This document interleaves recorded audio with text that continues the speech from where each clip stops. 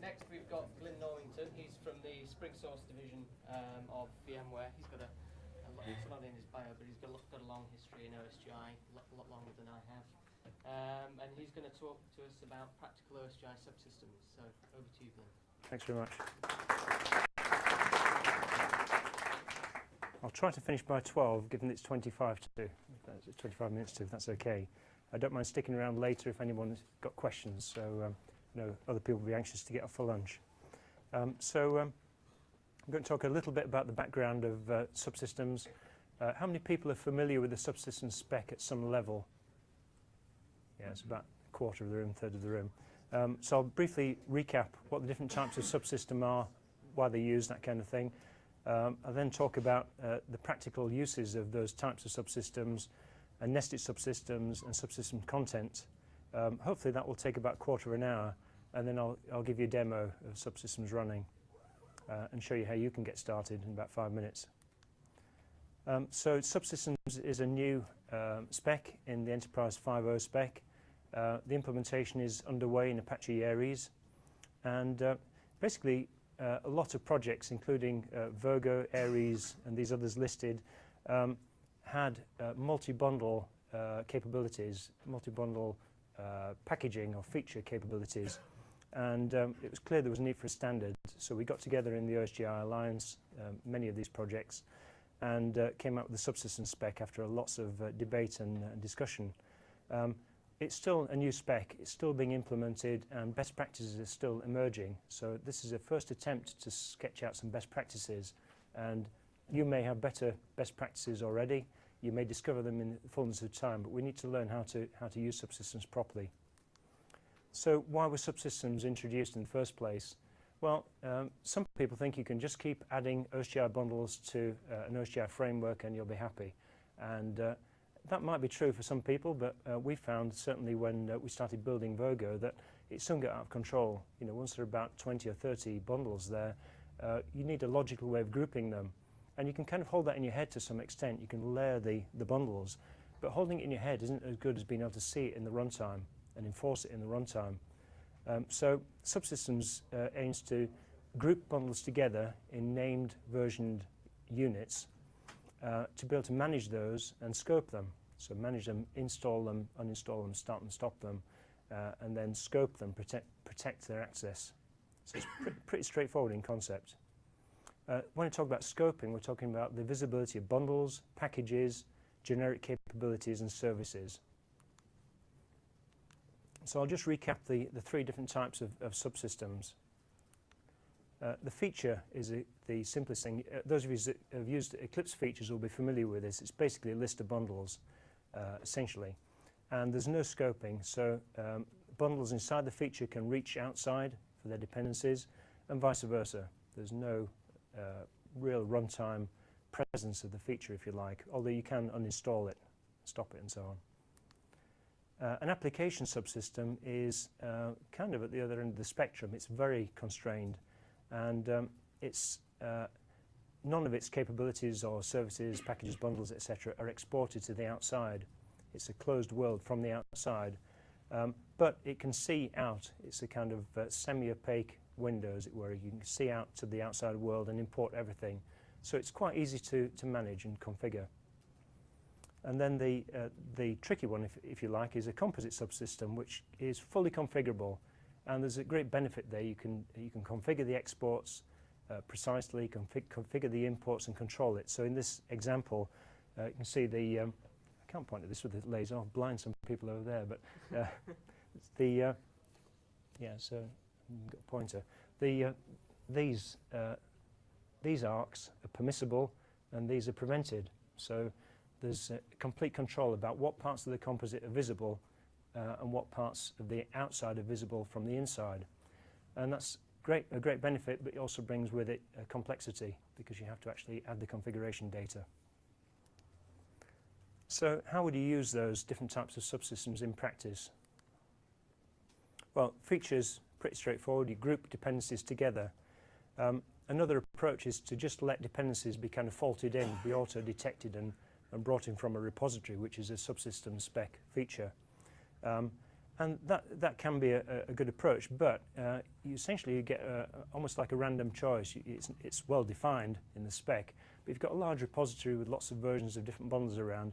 Precisely which collection of bundles you get installed into the system in that case is a little unclear, certainly in the developer's mind. But if you specify the set that you want in a feature and install that, then it's clear what you're going to get. So you'll then avoid users constraints, failures, and other problems. So it's good for sharing common infrastructure, putting shared bundles together and managing them, starting and stopping them, that kind of thing. Very straightforward. Application subsystems, well, the clue's in the title, isn't it? If you've got an application that's sitting at the top layer of the system, then an application subsystem is ideal. Or it could be an independent part of an app. So two independent applications here running side by side and sharing some common infrastructure. The thing to be careful there is not to include too much in the application. It's a bit like the question of like a web application versus a WAR file. Do you want a fat application with lots of infrastructure bundles in there? That can cause problems. It reduces sharing, it can make updating more difficult, and it can lead to resolution failures because essentially you've got private parts of an application that aren't shared. So you get back to loading constraint failures and that kind of issue. Composite subsystems, I would essentially position these as a system programming feature. Developers can use them, they're in the API, but I wouldn't recommend for general purpose use. Maybe one or two limited cases, but not widespread use. They're really good for building kernels and special infrastructure. I'll give you an example in a minute. But they're quite complex. You've got to configure them. You've got to maintain the configuration as you change the contents inside and out. And you can end up with duplicate infrastructure. For example, you might need to run a blueprint extender inside a composite so that it can actually do its work.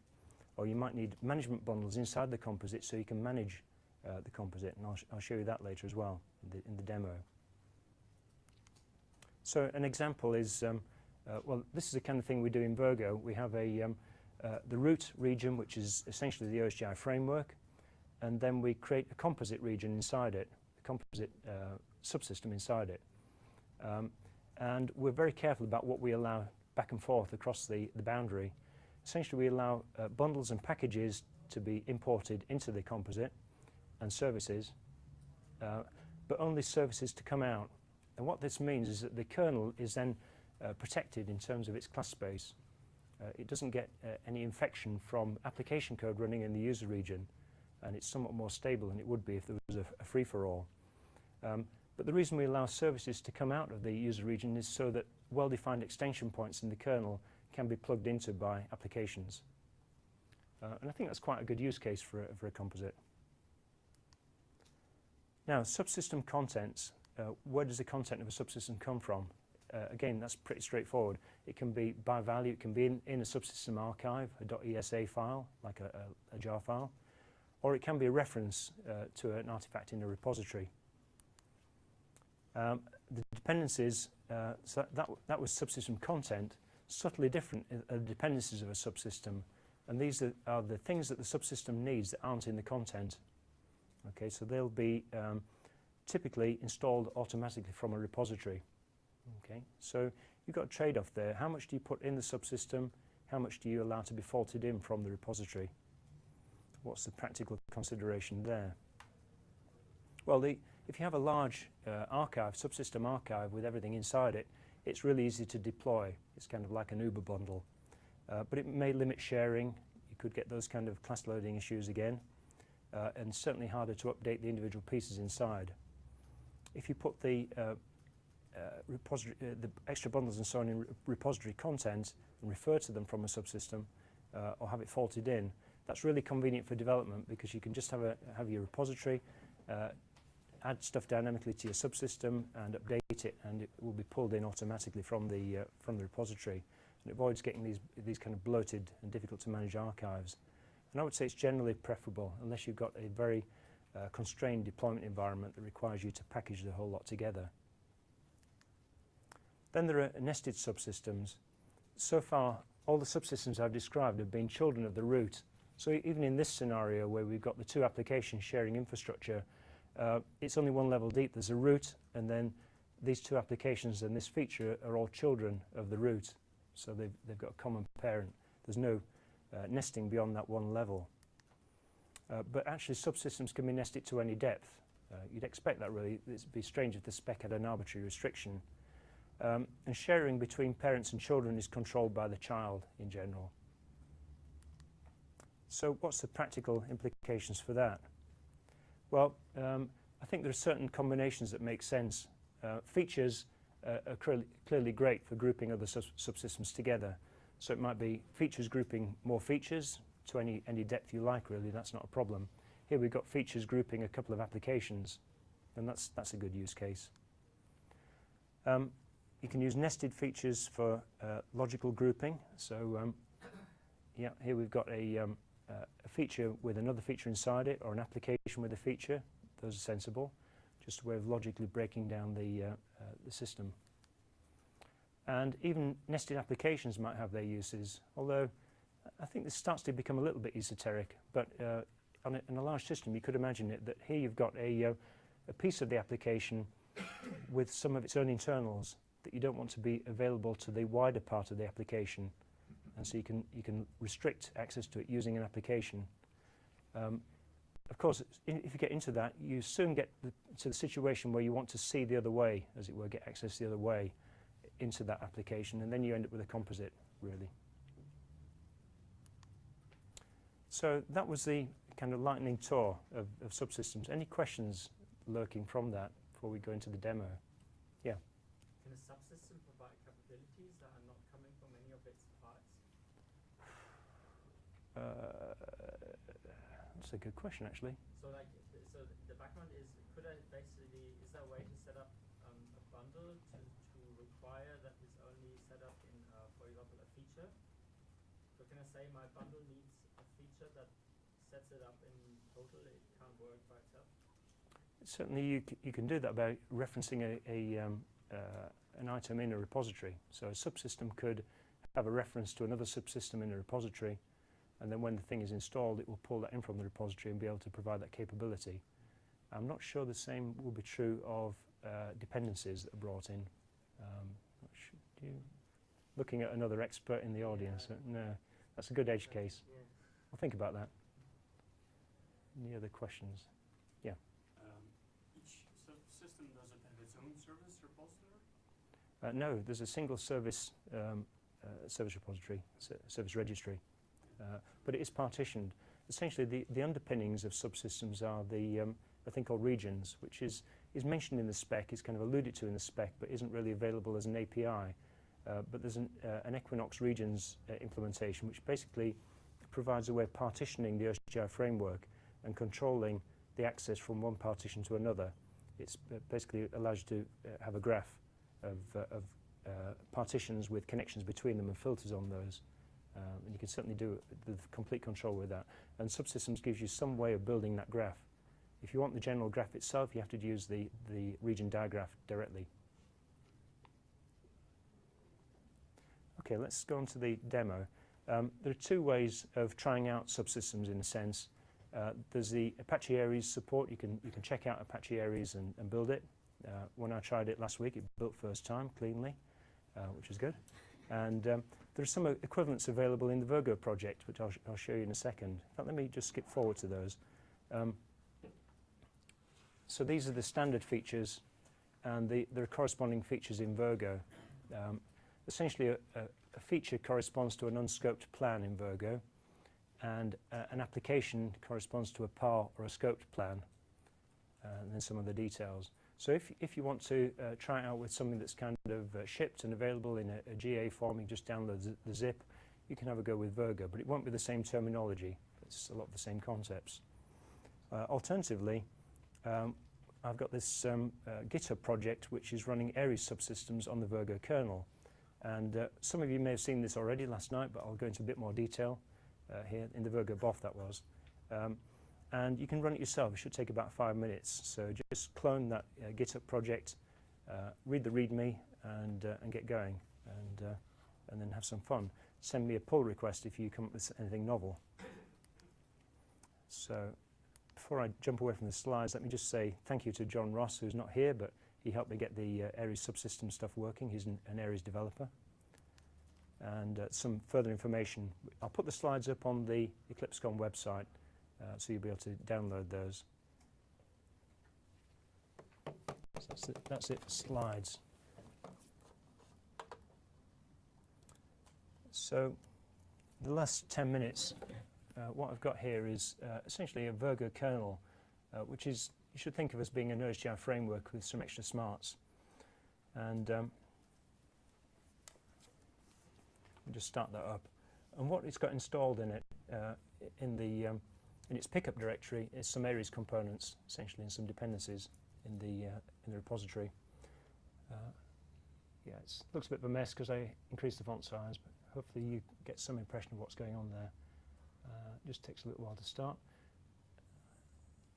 That's started. Now I'm going to go to the admin console just to manipulate this. So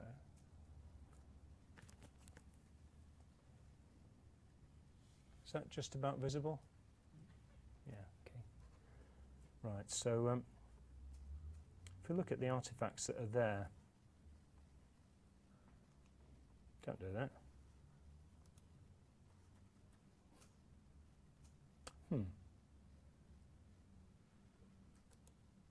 Well, that's typical, isn't it?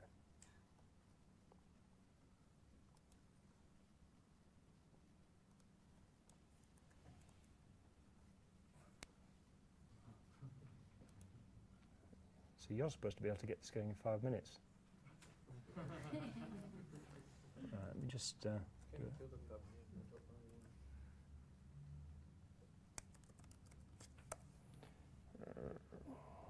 Just get back to the previous version.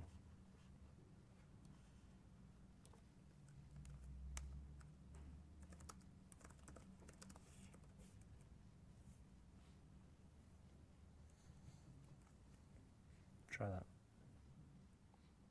Believe it or not, that was just to fix a typo. So hopefully this will work.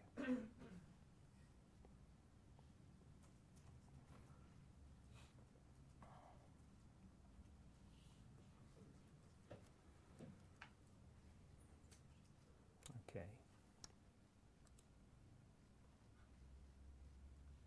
Use the different port. Yeah.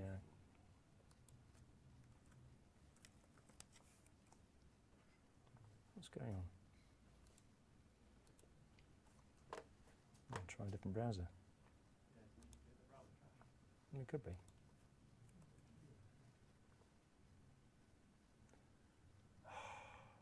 Frustrating.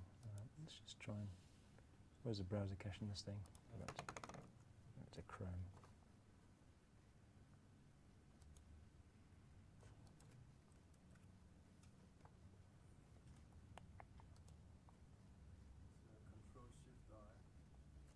Control-Shift-I.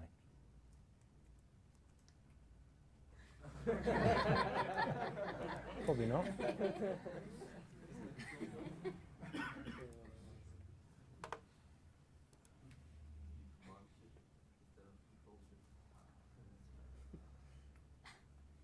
All right. Oh, it's got a fair amount of cache there. Come on. Here's the internet. Yeah.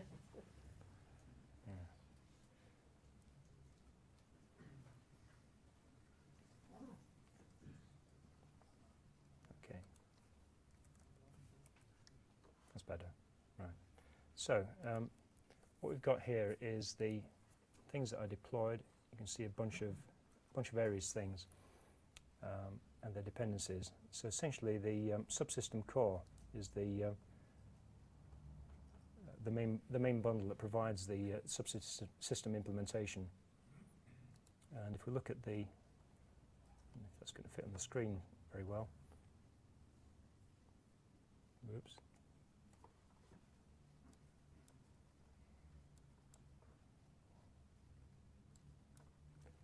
It is a small screen, isn't it?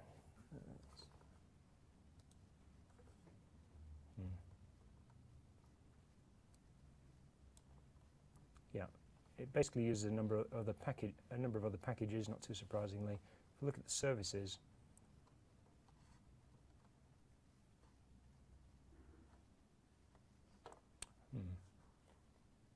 Seems to be missing a horizontal scroll bar. Frustrating. Yeah, I suppose so.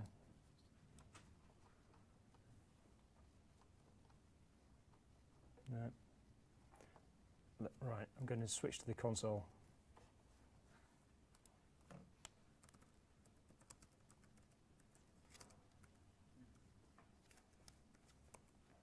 Okay, we've got the GoGo shell running in the kernel, so that's quite handy. If we look here, we should see the Aries subsystem bundle, subsystem core, bundle 102. And with a bit of luck, we'll see it's exported a service, registered services. Where's it gone? Subsystem root.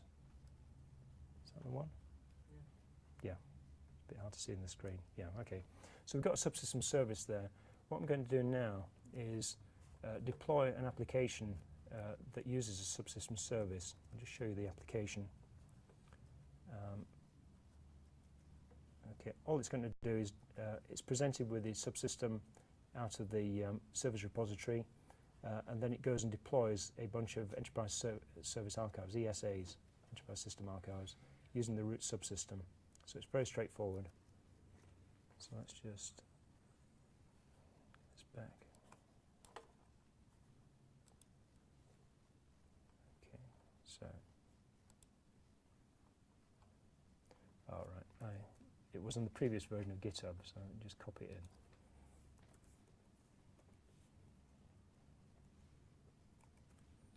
Okay, I'll deploy it that way.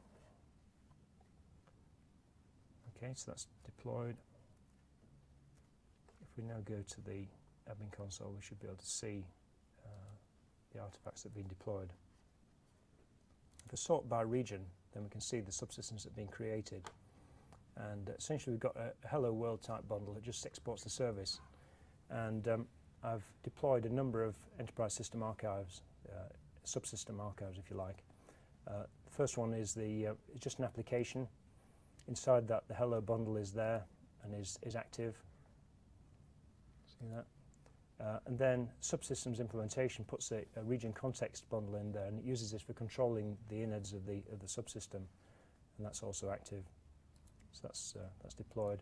And then we had some different cases. There's a feature subsystem, which you can't see here because it doesn't have its own region, and it's the Virgo admin console picks up on the regions. But if we look inside the user region of Virgo, we can see hello, which is the content of that feature. So that was deployed okay. That's why number 2 is missing from the list, as it were, because number 2 is a feature subsystem which doesn't have a region associated with it.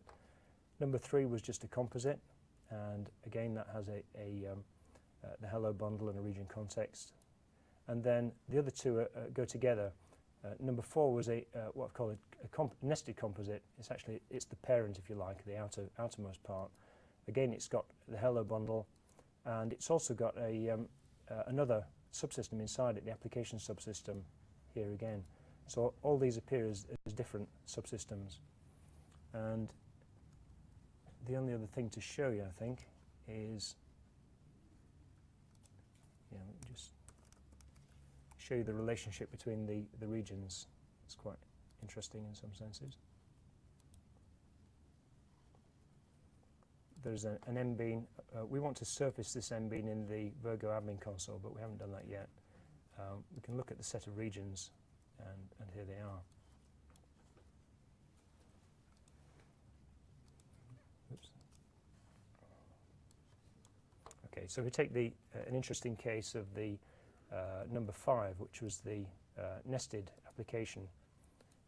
Look at its dependencies. And there are 2 dependencies, and one is on the Virgo user region, and the other one, it's a bit hard to see, there. The other one is on the composite number 4. Okay, it's parent.